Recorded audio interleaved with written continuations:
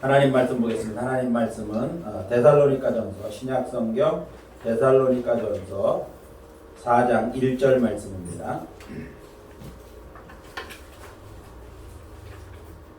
데살로니가전서 4장 1절 말씀, 제가 가지고 있는 성경은 331쪽입니다. 신약성경 331쪽 데살로니가전서 4장 1절 말씀, 우리 찾으셨으면 같은 목소리로 함께 봉독하겠습니다. 그러므로 형제들아, 우리가 끝으로 주 예수 안에서 너희에게 구하고 권면하노니, 너희가 마땅히 어떻게 행하며 하나님을 기쁘시게 할 수 있는지를 우리에게 배웠으니 곧 너희가 행하는 바라 더욱 많이 힘쓰라. 아멘. 할렐루야. 우리 서로 인사하겠습니다. 하나님 당신을 축복하십니다.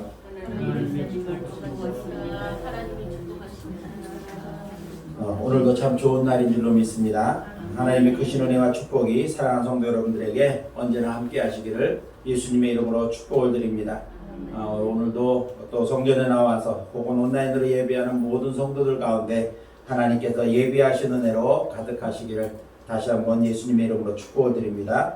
만물이 생동하는 봄이 되었습니다. 이제 들녘마다 농사를 준비하는 농부들의 손길이 바빠지고 있고, 또 나뭇가지마다 연한 녹색의 새순이 쏟아나는 것을 보면서 생명의 기운이 이제 점차 대지를 덮어가고 있다고 하는 그러한 것을 느낄 수가 있었습니다. 계절의 변화 속에서 하나님이 우리와 함께 하시고, 또 우리 속에서 역사하시는 그러한 섭리를 느끼면서 하나님을 찬양하는 귀한 시간이 되어야 할 줄로 믿습니다.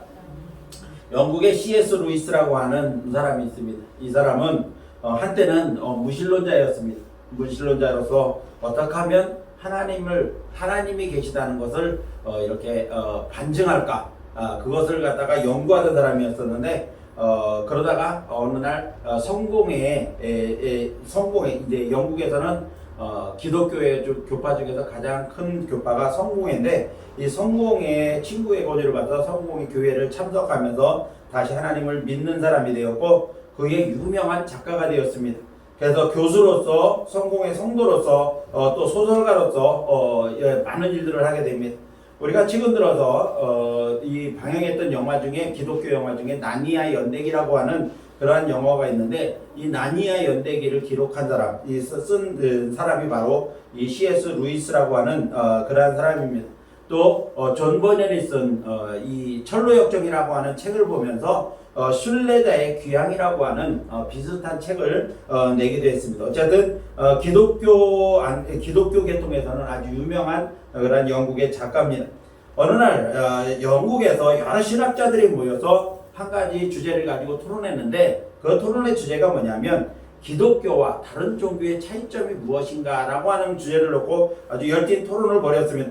근데 이 토론을 벌이는 장소에 C.S. 루이스라고 하는 교수가 길을 찾다가 잘못 찾아 들어간 자리가 바로 신학자들이 모여서 토론하는 자리였습니다. 근데 토론하는 그 내용들을 보니까 기독교가 다른 종교와 다른 점이 무엇인가를 이야기를 하고 있는데, 핵심을 이야기하지 못하고 이론적인 것들만 계속하고 있는 것들을 보았습니다. 그래서 이 C.S. 루이스가 그 이야기를 가만히 듣고 있다가 한번 물어봤습니다. 지금 여러분들이 진지하게 토의하고 있는 그 토의의 내용이 무엇입니까? 라고 물었더니, 그 중에 한 사람이 바로 기독교가 다른 종교와 다른 점이 무엇인가를 열띤 토론을 하고 있습니다. 이렇게 대답을 하는 겁니다. 그때 루이스가 지체 없이 한마디를 합니다. 기독교가 다른 종교와 차이점이라고 하는 것은 바로 은혜가 아닙니까? 이렇게 말을 했다고 하는 겁니다. 하나님께서 우리 가운데 베풀어 주신 은혜가 바로 기독교와 다른 종교의 차이가 아닙니까? 라고 말을 했다는 겁니다. 로마서 3장 24절에 보니까 그리스도 예수 안에 있는 속량으로 말미암아 하나님의 은혜로 값없이 의롭다 하심을 받았느니라, 이렇게 말씀했습니다. 에베소 2장 8절에는 너희가 그 은혜로 인하여 믿음으로 말미암아 구원을 받았으니 이것이 너희에게서 난 것이 아니요 하나님의 선물이라, 이렇게 말했습니다. 자, 그렇습니다. 기독교가 다른 종교와의 차이점은 뭐냐면, 가장 분명한 차이점은 바로 은혜라는 겁니다. 은혜의 종교라는 겁니다.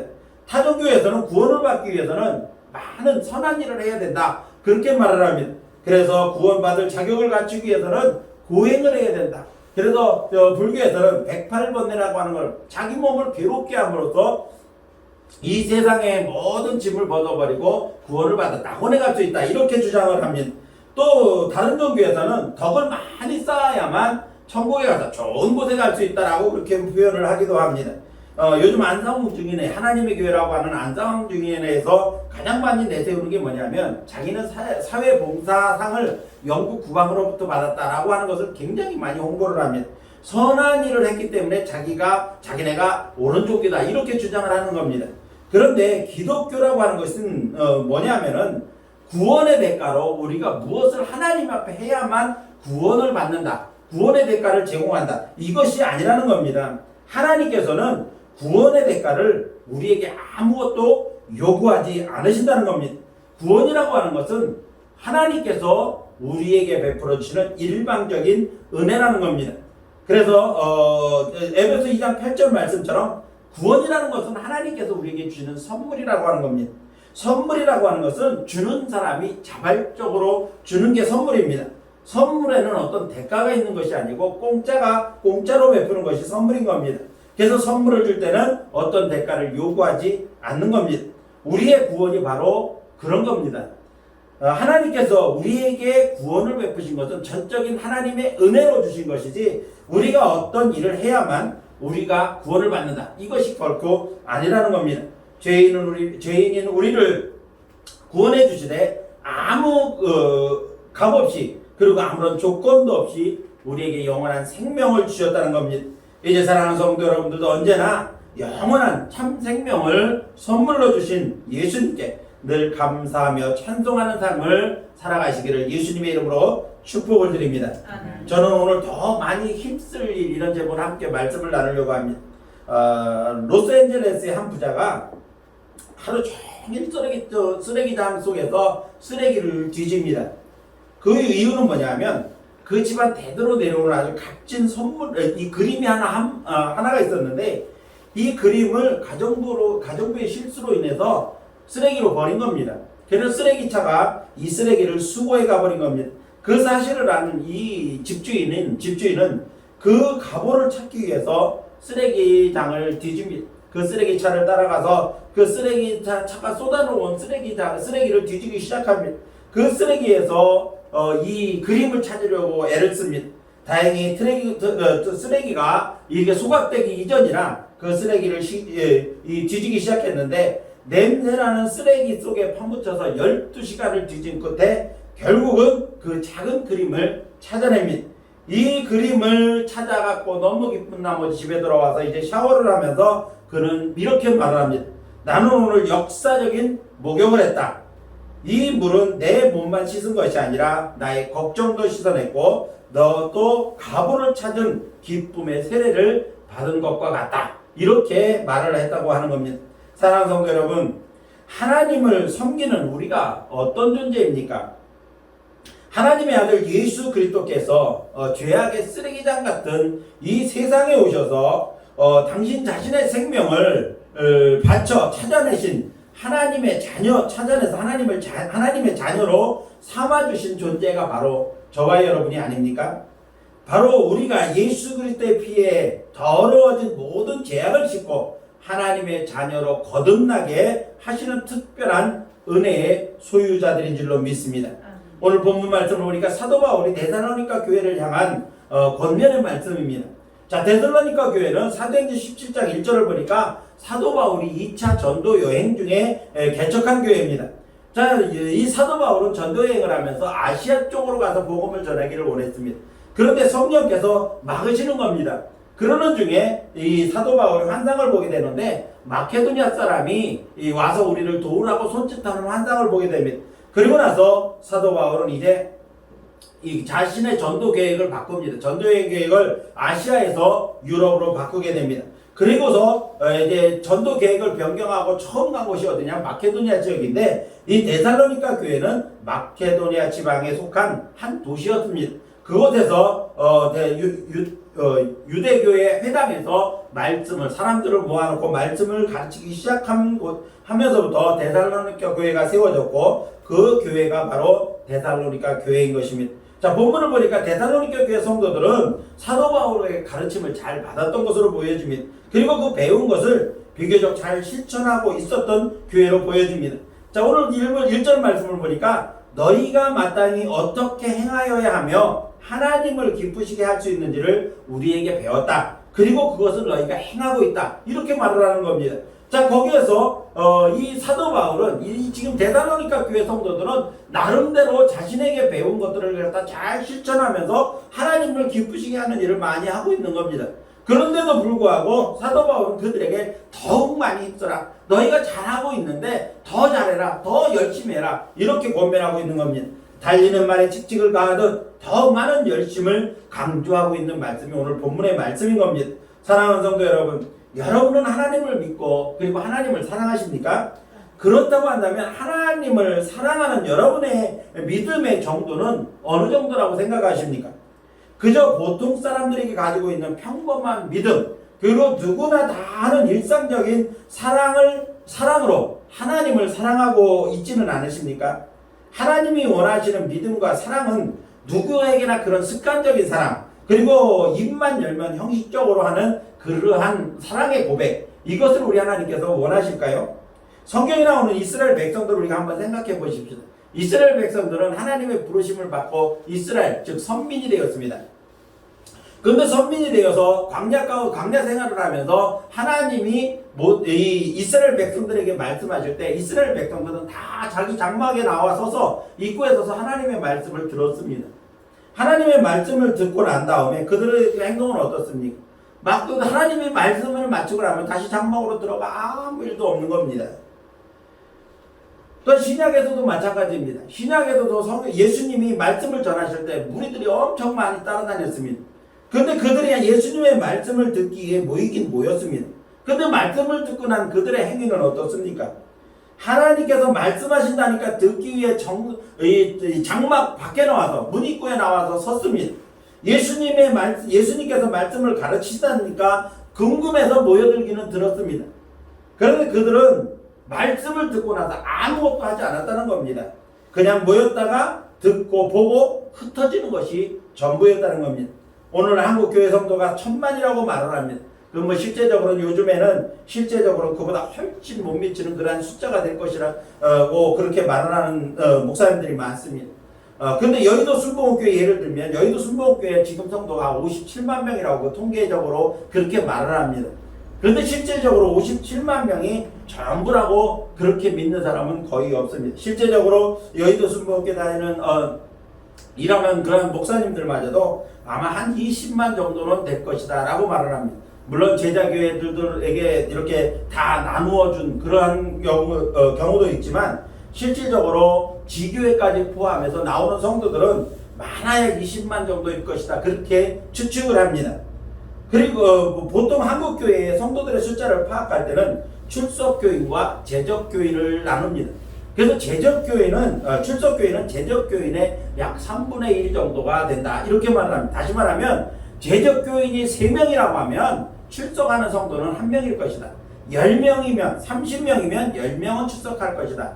300명이면 100명 정도는 출석한다. 그렇게 통계를 합니다. 다시 말하면 수평이동이 하도 많아서 이쪽 교회에 등록돼 있고 저쪽 교회에 등록돼 있는 사람들도 많고 그리고 그 숫자를 정확하게 파악할 수가 없다는 그런 맹점이 있는 겁니다. 자, 그런데 이 많은 사람들이 많은 성도 1000만이든 800만이든 그 통계가 중요한 게 아니고 대다수의 성도들이 그들의 믿음의 수준을 한번 우리가 생각해 보자는 겁니다. 일반적인 수준에서 믿고 일반적인 수준에서 주님을 사랑한다고 고백하는 그러한 고백들이 많다는 겁니다. 그런데 그런 믿음과 사랑의 고백이 어떤 열매를 나타내고 있냐는 겁니다. 하나님을 사랑하는 증거들이 그들의 신앙생활 가운데 어떤 모습으로 나타나고 있느냐는 겁니다. 본문에서 사도 바울이 이 데살로니가 교회 성도들에게 너희가 지금 실천하고 있다. 우리에게 배운 것, 하나님을 기쁘시게 하는 방법을 너희가 배웠는데 나름대로 실천하고 있는 거 안다. 그렇게 말을 합니다. 그런데 그 뒤에 뭐라고 말씀하는가 하면 더욱 많이 힘써라. 그렇게 말씀하는 겁니다. 4장 끝부분을 보니까 행하는 바다 더욱 많이 힘써라. 잘하고 있지만 더 열심히 해야 된다. 그것 가지고는 안 된다. 그렇게 말씀하는 겁니다. 그럼으로써 이제는 일상적인 신앙, 평범한 신앙생활에서 벗어나서 보다 적극적인 그러한 신앙생활을 해야 된다라고 강력하게 권고하고 있는 겁니다. 지금까지 배운 거 잘했다. 그러나 그것으로는 안 된다는 겁니다. 그러니까 더 많이 힘써야 된다. 이것을 갖다 사도 바울이 강조하고 있는 겁니다. 사랑하는 성도 여러분, 여러분의 믿음과 또 여러분이 하나님을 사랑하는 사랑이 정말 하나님이 기뻐하실 만한 그러한 믿음, 그러한 사랑을 가지고 계십니까? 오늘 본문을 중심으로 전해지는 말씀을 통해서 지금 여러분의 신앙의 모습을 살펴보고 사도 바울이 데살로니가 교회를 향해서 권면한 것처럼 더욱 많이 힘쓰는 그러한 성도들이 됐으면 좋겠습니다. 그래서 여러분의 신앙 가운데 정말 믿음의 능력이 나타나고 주님을 사랑하는 그러한 사랑의 증거들이 풍성하게 나타나는 그러한 성도들이 되시기를 예수님의 이름으로 축복을 드립니다. 자, 그러면 더 많이 힘써야 될 일이 무엇일까요? 우리가 하나님을 기쁘시게 하는 일에 힘써야 된다고 오늘 바울이 말하고 있습니다. 자, 그래서 우리가 더욱 많이 힘써야 될 일이 뭐냐 하면 첫 번째로는 하나님을 기쁘시게 하는 일에 더 많이 우리가 힘써야 됩니다. 본문에서 사도 바울은 너희가 마땅히 어떻게 행하며 하나님을 기쁘시게 할 수 있는지를 우리에게 배웠으니 곧 너희의 행하는 바라, 이렇게 말을 했습니다. 다시 말하면 사도 바울은 데살로니가 교회 성도들에게 어떻게 하면 하나님을 기쁘시게 하는 것인지 하는 일인지 그것을 이미 가르쳐 줬습니다. 그리고 데살로니가 교회 성도들은 어느 정도 그 일을 실천하고 있었다는 겁니다. 사랑하는 성도 여러분, 하나님을 기쁘시게 하는 일이 무엇일까요? 우리가 성경을 보면 하나님을 기쁘시게 하는 일이 무엇일까를 알 수가 있습니다. 헌금을 많이 한다고 하나님이 기뻐하실까요? 가장 기본적으로 하나님을 기쁘시게 할 수 있는 방법은 뭐냐면 바로 믿음을 가지고 하나님 앞에 나가는 겁니다. 우리의 믿음을 하나님 앞에 보여드릴 수 있어야 된다는 겁니다. 그래서 히브리서 11장 6절 말씀 여러분도 잘 아는 것처럼 믿음이 없이는 하나님을 기쁘시게 할 수 없다 했습니다. 그래서 하나님께 나아가는 자는 하나님이 반드시 그가 계신 것과 또한 그가 자기를 찾는 자들에게 상 주시는 이심을 믿어야 된다. 그렇게 말씀한 거 있는 겁니다. 자, 믿음이라고 하는 것은 뭐냐면 우리를 향하신 하나님의 사랑에 대한 우리의 반응입니다. 하나님이 우리를 사랑하셔서 예수 그리스도를 세상에 보내주시고 십자가에 못 박혀 죽게 하시고 그리고 우리를 구원해 주셨습니다. 자, 하나님이 우리를 향하여 베푸신 그 놀라운 사랑에 대한 반응, 그것이 바로 우리가 믿음으로 표현을 해야 된다는 겁니다. 그래서 믿음은 하나님에 대한 우리의 반응입니다. 하나님이 살아계시다는 것, 그리고 하나님은 하나님을 찾는 자들에게 상 주시는 이시다 라고 하는 이 분명한 사실을 믿어야 되는 겁니다. 그러므로 믿음이라고 하는 것은 어떤 것들이 나타나야 되는가 하면 하나님은 반드시 존재하신다, 하나님은 반드시 살아계신다라고 하는 것을 우리가 확신해야 된다는 거고, 해야 된다는 것이고요. 또 하나는 뭐냐면 우리가 그것을 확신할 뿐만 아니라 이런 확신을 가진 자들에게 하나님께서는 반드시 축복하신다는 거예요. 반드시 하나님은 상 주신다는 거, 이거 두 가지 사실을 믿어야 된다는 겁니다. 그냥 하나님은 살아계셔서 나 살아있다 이렇게만 말씀하시는 분이 아니라 내가 살아있는 것을 믿는 너희에게 나는 이렇게 축복한다, 이렇게 말씀하시는 하나님, 또 축복을 주시는 하나님이라는 겁니다. 그래서 성경 말씀을 보면 하나님은 당신이 존재한다는 사실만 강조해서 말씀하시는 것이 아니라 내가 존재함으로 너희에게 이렇게 복 주시겠다, 이것을 갖다가 반드시 약속하신 것입니다. 그래서 히브리서 기자는 뭐라고 그러냐면 하나님을 기쁘시게 할 수 있는 유일한 방법은 뭐냐 하면 믿음이다, 이렇게 표현을 한 겁니다. 그래서 믿음이 없이는 하나님을 기쁘시게 할 수 없다라고 단정지어 말씀하고 있는 것입니다. 그러므로 하나님을 기쁘시게 하는 가장 확실한 방법은 바로 믿음으로 하나님 앞에 나아가는 것입니다. 성경 어느 곳을 찾아봐도 믿음 없이 하나님 앞에 쓰임 받은 사람 아무도 없습니다. 그리고 평범한 믿음, 모든 사람들이 다 가지고 있는 그러한 일반적인 믿음을 가지고 하나님 앞에 특별한 은혜를 입은 사람도 없습니다. 위대한 믿음의 사람들마다, 하나님 앞에 쓰여진 성경에 나타난 위대한 인물들마다 공통적인 특징은 뭐냐면 다른 사람보다 특별한 믿음이 있었다는 겁니다. 보통 믿음이 아니라 분명하고도 확실한 믿음, 눈으로 볼 수 있는 그러한 증거되는 믿음들이 있었다는 겁니다. 그래서 아브라함은 하나님을 믿었다. 그런데 그것이 그에게 의로 여겨졌다. 그냥 일상적인 믿음이 아니라 하나님께서 그 믿음 때문에 내가 너를 의롭다라고 인정하실 만큼 그 믿음이 아브라함의 믿음이 하나님께 보여졌다는 겁니다. 그래서 하나님이 아브라함을 그 믿음에 인정된 믿음 때문에 믿음의 조상으로 삼아 주신 것입니다. 노아는 모든 사람이 죄악에 빠져 있을 때 하나님의 음성을 듣습니다. 내가 이 땅을 홍수로 멸할 것이다. 그러니까 너는 산꼭대기에다 배를 져라. 일상적으로 산꼭대기에다 배를 짓는다는 것도 이해가 되지 않는 부분이고, 그리고 그 배를 몇 년 동안 짓느냐? 120년 동안 짓습니다. 12일도 아니고 120년 동안을 무려 120년 동안 배를 짓습니다. 그 가운데 어떤 일이 어떤 상황들이 일어날지 모르는 일들입니다. 그럼에도 불구하고 노아는 120년 동안 하나님을 믿음으로 그 배를 지었습니다. 그랬더니 하나님께서 노아와 그 가족들에게 새로운 인류의 조상이 되는 그러한 복을 주신 것입니다. 복음서를 보면 예수님께서도 믿음을 많이 강조하셨습니다. 그래서 누구든지 예수님 앞에 나오는 사람들이나 또는 제자들을 보면 바로 이 특별한 조건으로서 믿음을 강조하신 겁니다. 제자들이 믿음이 없어서 막 풍랑을 만나 허둥대고 있을 때 예수님께서 왜 너희 믿음이 없느냐, 그렇게 믿음 없는 것을 책망하셨습니다. 그리고 주님 앞에 나온 사람들 중에 믿음이 없는 사람들은 예수님께서 믿음을 가지라고 말씀하고 있습니다.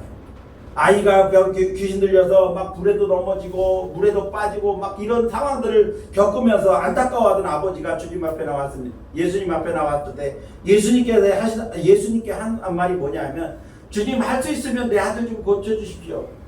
이런 불신의 말을 합니다. 그랬더니 예수님께서 할 수 있거든이 무슨 말이냐, 믿는 자에게 능치 못함이 없다. 믿음을 가져라. 이것을 먼저 말씀하셨다는 겁니다. 그렇게 믿음을 권면했을 때 이 아이의 아버지가 고백을 합니다. 주님, 나의 믿음 없는 것을 불쌍히 여겨 주시옵소서. 내가 믿나이다. 이렇게 믿음을 고백했습니다. 그때 주님께서 아이에게서 귀신을 쫓아내 주시는 그러한 역사를 일으키셨습니다. 반면에 좋은 믿음 때문에 예수님께 칭찬받은 사람이 있습니다. 백부장도 그렇고 회당장도 그렇습니다. 그 다음에 가나안 여인도 그렇습니다. 이만한 믿음을 만나보지 못했다.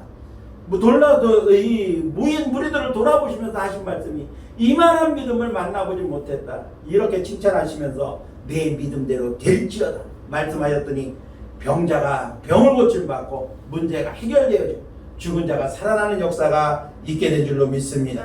그러므로 우리가 더욱 많이 힘써서 하나님을 기쁘시게 할 일이 무엇입니까? 바로 믿음입니다. 믿음을 가지고 하나님 앞에 나아가는 겁니다.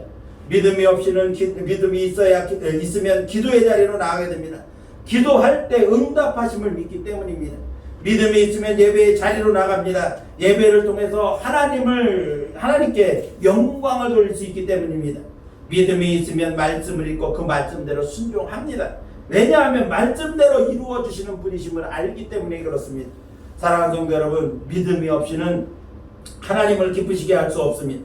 하나님을 기쁘시게 하는 성도는 믿음의 자리에, 믿음으로 기도의 자리에, 그리고 하나님께 부르짖어 기도하며 찬양하고 경배하며 말씀대로 행하는 삶을 살게 되는 겁니다.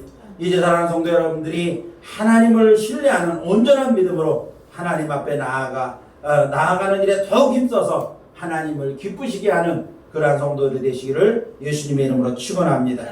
두 번째로 우리가 더욱 힘써야 할 일이 뭐냐 하면 영혼을 구원하는 일에 더욱 힘써야 됩니다. 누가복음 15장 7절 말씀을 보니까 내가 너희에게 이르노니 이와 같이 죄인 한 사람이 회개하면 하늘에서는 회개할 것이 없는 의인 99으로 말미암아 기뻐하는 것보다 더하리라. 이렇게 말씀했습니다. 자, 예수님의 말씀인데 99사람이 그러니까 회개할 것이 없는 99사람으로 인해서는 기뻐하지 않는다. 이 소리가 아닙니다. 99으로 말미암아 기뻐하는 그 기쁨도 있습니다. 그러나 죄인 한 사람이 회개하고 돌아오면 그 기쁨은 더하다는 건 왜 그럴까요? 잃어버린 자에 대한 안타까움이 있기 때문에 그렇습니다. 잃어버린 자에 대한 간절함이 있기 때문에 그런 겁니다. 99명의 회개할 것이 없는 이 백성도 귀한 백성이지만 잃어버렸다가 돌아온 그 한 영혼을 하나님께서 그것 때문에 더 기뻐하신다는 겁니다. 그래서 99마리의 양의 비유를 통해서 잃어버린 한 마리 양 찾기 위해서 말 잘 듣는 99마리 잘 놔두고 산 넘고 물 건너 가시덤불을 헤치면서 몸을 상해가면서 그 양을 찾아 나선다는 겁니다. 하나님께서 포기하지 않으신다는 겁니다. 99마리 있는데 한 마리 정도 잊어버리면 어떨까? 이게 아니라는 겁니다. 잃어버린 한 마리 양을 위해서 예수님 찾아가신다는 겁니다. 그래서 산 넘고 물 건너 몸 상하고 가서 찾아내면 그 기쁨으로 인해서 동네 사람 다 마놓고 잔치한다는 겁니다. 예수님께서 또한 이 땅의 생애를 마치시면서 유언처럼 주신 최고의 지상 최고의 사명이 무엇입니까?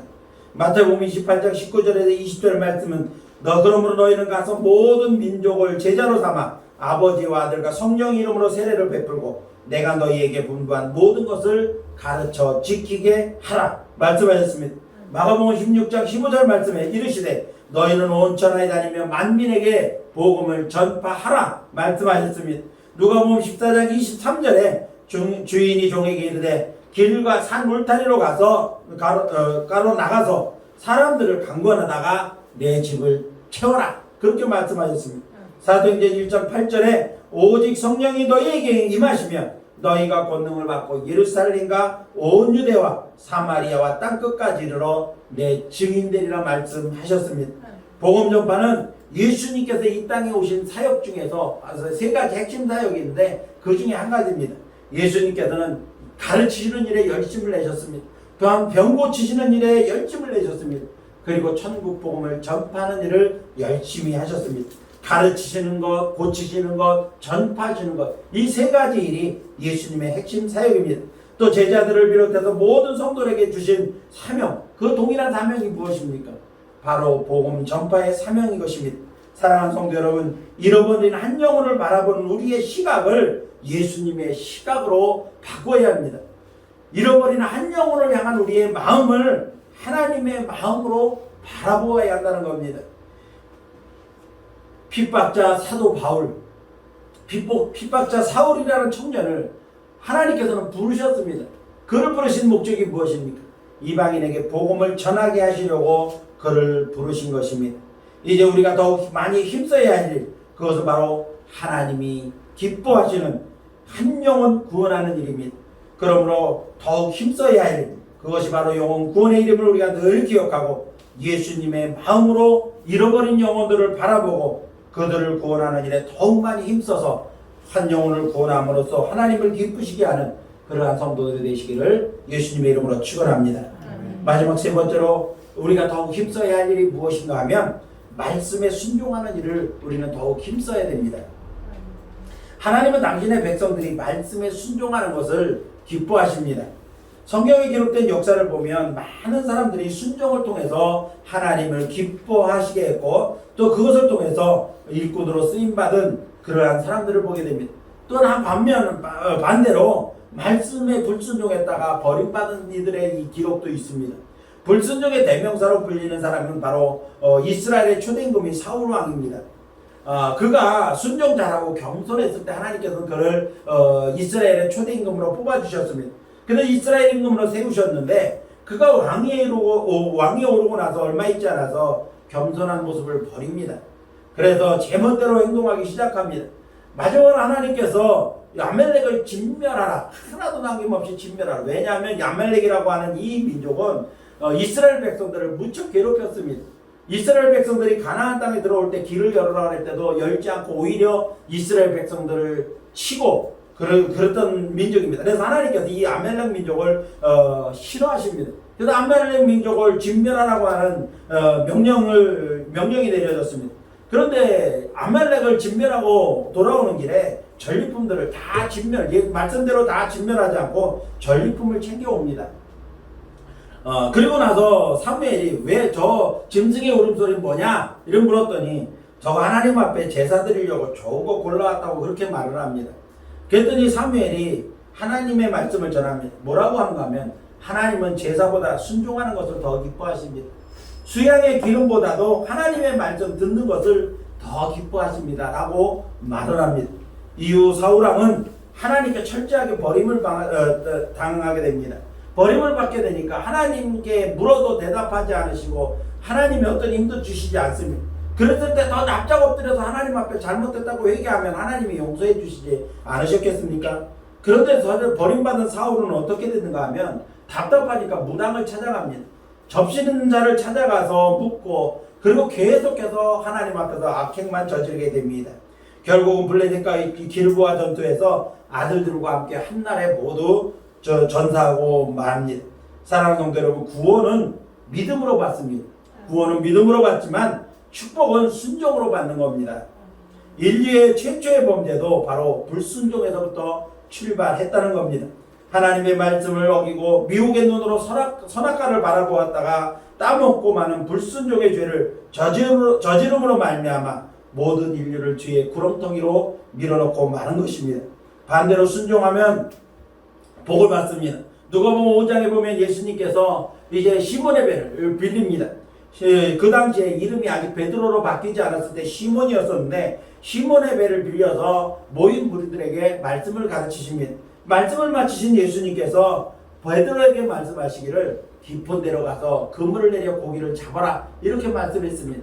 밤새도록 베드로는 이 갈릴리 바다에서 잔뼈가 굵은 어부입니다. 그런데 밤새도록 고기 한 마리 잡지 못했는데 이 밝은 대낮에 갈릴리 바다 깊은 데 가서 그물을 내려 고기를 잡으라는 겁니다. 그런데 베드로의 말씀을 보니까 5절 말씀을 보니까 베드로가 이렇게 말합니다. 선생님, 우리들이 밤이 새도록 수고하였으되 잡은 것이 없지만 말씀에 의지하여 내가 그물을 내리겠습니다. 말씀에 순종했더니 즉각적으로 이 응답이 나타나는데 그물이 찢어져서 고기 혼자서는 스스로 감당할 수 없을 만큼 고기가 잡힙니다. 동료들의 배까지 가득 채우는 그러한 은혜를 경험하게 됩니다. 이후에 베드로는 주님 앞에 무릎을 꿇고 자신의 삶을 버리고 주님을 따르는 제자의 길을 가게 됩니다. 사랑하는 성도 여러분, 우리가 더욱 힘써야 할 일이 무엇입니까? 바로 주님의 말씀을 듣고 순종하는 일입니다. 무작정 순종이 아니라 말씀을 듣고 순종을 해야 됩니다. 말씀을 읽고 순종해야 됩니다. 말씀하시는 대로 순종을 해야 되는 겁니다.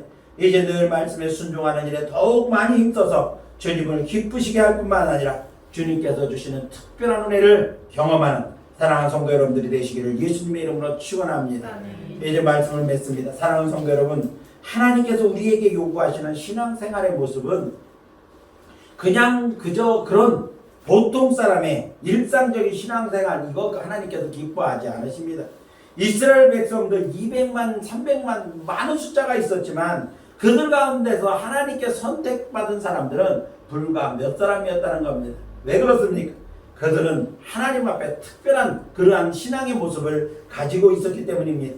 오늘 사도 바울이 고린도 데살로니가 교회를 향한 권면처럼 정말 더 적극적인, 더 많이 힘써야 할 그러한 신앙을 우리가 가져야 되는 겁니다. 그러한 믿음이 우리에게 있어야 됩니다. 데살로니가 교회를 향한 사도 바울의 강력한 권면은 무엇입니까? 믿음으로 하나님 앞에 나아가 하나님을 기쁘시게 하는 일에 더욱 힘써야 한다는 것입니다. 잃어버린 한 영혼을 구원하는 일에 더욱 많이 힘써야 한다는 겁니다. 그리고 언제나 말씀에 순종하는 일에 더욱 많이 힘써야 한다는 사실을 강력하게 권면하고 있습니다. 이제 사랑하는 성도 여러분들이 보통의 신앙생활에서 벗어나서 한 차원 더 높고 깊은 그러한 믿음의 자리로 올라가서 하나님을 기쁘시게 하는, 그래서 하나님의 특별한 은혜를 날마다 경험하며 살아가는 우리 좋은 이웃교회 성도들이 되시기를 예수님의 이름으로 축원합니다. 기도하겠습니다. 교회 소식을 말씀드리겠습니다. 예배에 참석하신 성도 여러분들을 환영하면서 하나님의 은혜와 축복이 가득하시길 바랍니다. 2021년 교회표는 주여 회복해 하옵소서입니다. 우리의 신앙이 회복되어지고 우리의 모든 일상이 잘 회복될 수 있도록 늘 기도하고 또 우리가 하나님 앞에서 그런 열심을 내야 될 줄로 믿습니다. 지금 사순절 기간 중입니다. 주님의 고난을 깊이 묵상하면서 더 깊은 은혜를 경험하는 귀한 시간들이 되시기를 바라고요. 코로나19가 계속되고 있습니다. 매사에 조심하면서 방역수칙 잘 지켜서 안전한 그런 생활을 하실 수 있도록 해주시기를 바랍니다. 고난주간 특별기도회가 있습니다. 3월 29일부터 4월 3일까지, 이번에는 4월 첫 주일이 부활주일이기 때문에 그 전 주간을 고난주간으로 보냅니다. 근데 우리가 교회에 모여서 기도회를 할 수가 없어서 각자가 정한 장소에서, 가정이면 가정, 그리고 또 교회 나오실 수 있는 분들은 교회에 나오셔서 이렇게 각자가 정한 그러한 장소에서 우리가 8시에 같은 시간에 함께 기도하도록 그렇게 하겠습니다. 제가 그 시간에 말씀을 별도로 이렇게 올려드리도록 그렇게 하겠습니다. 주제는 우리가 이러한 어려울 때를 잘 극복하고 또 우리 신앙과 모든 일상이 회복을 위해서 우리가 함께 기도하고 그렇게 또 마음으로 하나님 앞에 간구해야 될 줄로 믿습니다. 매일 묵상과 성경 읽기 등 신앙 성장을 위해서 개인 경건에 힘써 주시길 바라고요. 어려운 때 서로 위로하고 격려하면서 기도로 사랑을 나눌 수 있는 우리 모든 성도들이 되시기를 바랍니다.